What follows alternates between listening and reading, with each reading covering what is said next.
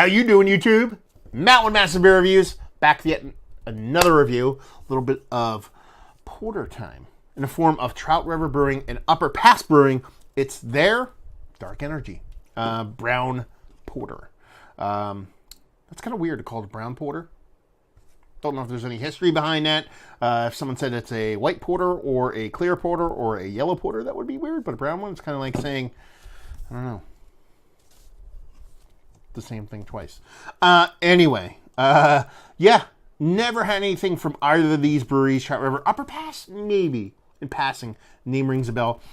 They are two Vermont-born breweries. Why do I have this can of beer? Comes courtesy of George. You all know George, Massive Troll Reviews. He is the world's greatest, one of the world's greatest trolls. I wouldn't say the best, you know, because the people will troll me. But anyway, not like you don't do it anyway. But yeah, he was up there Vermont way. He was going to a couple different breweries. He ended up coming back with this. Threw me a can. Thank you very much, brother.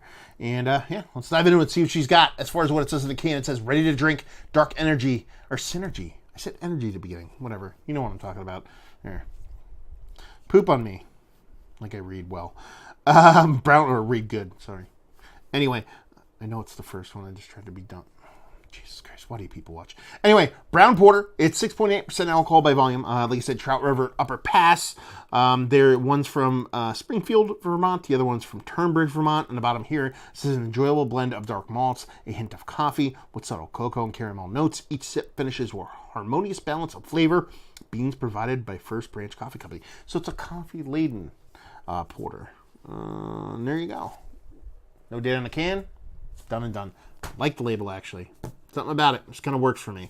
There you go. That's I forget what the font that is. I think I see that font in the font all the time. So, yeah, I kind of like the label and its simplicity. Let's put it that way.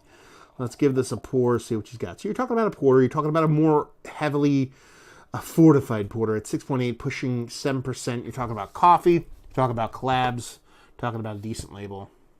We're talking about finger and a half of just south malted malt ball color, khaki if you will. Infinite creaminess, super tight compact bubbles, and yeah, she's a brown porter. Look at that. She's brown and she's a porter. Well, she's brown.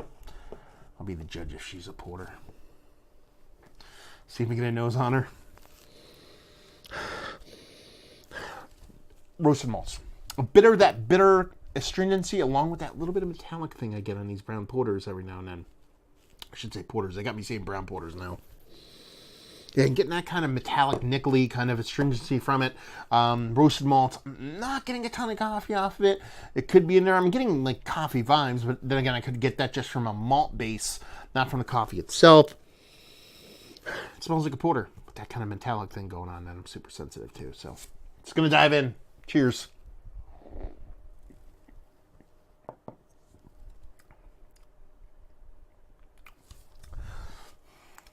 Yeah. It's kind of, okay. Let's put it that way. It's a porter. Listen, I'm very particular about how my porters land. I was kind of excited because it was pushing a little bit higher ABV than like a 5% porter. Usually just a little bit more ABV ends up being a little bit more happy beer time words for me when it comes to kind of ABV. Kind of opposite when it comes to the IPAs. I want them kind of lower in ABV. I like my porters to skew just a touch higher because I feel like it brings out a little bit more of that roasted malt component, something a little bit more kind of rich that I like in my porters. So I had high hopes for it, but it's a bit thin. There's a bit of fluffiness to it, but it comes off a bit thin for me. It has that metallic thing in spades for me. From the nose and the taste, I get that kind of metallic astringency I'm very susceptible to do with these kind of sub 9% porters I tend to have. It can be from a kind of brewing process thing. It could be from the actual malt. It can be from a couple of things, but minerality in the water, but I'm getting it. Not a huge turn off for me, but at the same time, not something I'm like really kind of like easily overlooked. Let's put it that way. Coffee really does not come off for me at all in here. And just ends up being a kind of middle-of-the-road beer that really just doesn't do much for me. Unfortunately, that's kind of where it lands. You know, anytime you're having beer from breweries you never had before, I'm assuming relatively smaller ones because, you know, I don't know. I would assume I would have heard of them. Let's put it that way. And you don't want to sit here and be like, yeah, meh. But I'm kind of going, yeah, meh. And it's kind of a bummer, because I was looking forward to it. Because I like the label. I like me a little bit of coffee porter. They're nailed right, but this one just doesn't work for me. Anything else? Yeah, that's pretty much it. Then, that metallic astringency thing in the coffee really doesn't show. So let's talk about it. Is it one of the best brown porters? Let's go porter. Coffee porters, let's put it that way, that are had as of late? No. Definitely not. It just doesn't work for me. Not an offensive beer, just kind of just doesn't land for me, porter-wise, especially coffee beer-wise. Value and availability, I don't know. Maybe somebody out there in the Vermont way or George can chime in on that. And leave you with, if you like what we like this. If you want to know, I mean, if you ever want to know what that metallic astringency thing is that I'm very susceptible to do, this is a very good showcase of that. You may not pick it up. It could be a personal thing where I'm super sensitive to it, but it's definitely here for me. And I don't know what else. If you just want to try breweries out and tick your boxes. Other than that, it's really just not a beer that I would kind of seek out. Other than this, a couple years down the road from now, someone has a can of this, brand new. Or if I'm up that way and I see it on draft, I'm going to try it. Because, I'm definitely going to give it a second chance.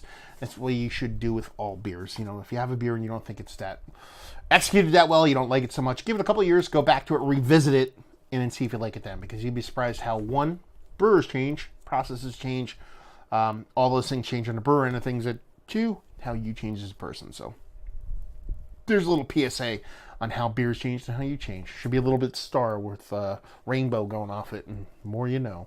Yeah. Anyway, there you go. Another review in the books. Hopefully you guys enjoyed it. Down there, words and stuff if you want to talk about it.